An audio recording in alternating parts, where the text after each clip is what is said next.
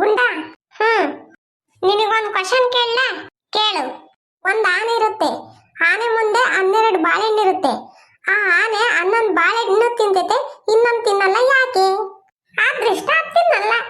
ಇಲ್ಲ ಇಲ್ಲ, ಒಂದ್ ಬಾಳೆಹಣ್ಣು ಪ್ಲಾಸ್ಟಿಕ್ ಇರುತ್ತೆ ಅದಕ್ಕೆ. ಇನ್ನೊಂದು ಪ್ರಶ್ನೆ ಕೇಳ್ತೀನಿ ನೋಡು.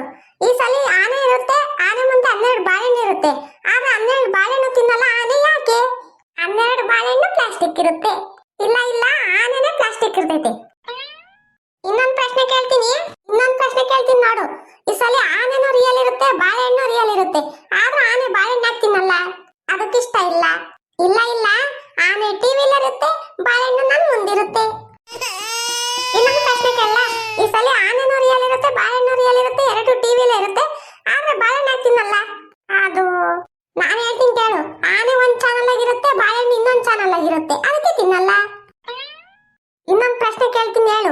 ಈ ಸಲ ಆನೆನೂ ರಿಯಲ್ಲು, ಬಾಳೆಹಣ್ಣು ರಿಯಲ್ಲು, ಒಂದೇ ಚಾನಲ್ ಆಗಿರುತ್ತೆ, ಆದ್ರೂ ತಿನ್ನಲ್ಲ, ಯಾಕೆ? ನನಗೆ ಗೊತ್ತಿಲ್ಲ, ನೀನೇ ಹೇಳು ಸಾಯಿ. ಕರೆಂಟ್ ಆಗಿರುತ್ತೆ ಅದಕ್ಕೆ. ಇನ್ನೊಂದ್ಸಲ ಇಂಥ ತರಲೆ ಪ್ರಶ್ನೆ ಕೇಳಿದ್ರೆ ಜಾಡ್ಸೋದಿತ್ತು ನಿಮ್ಗೆ.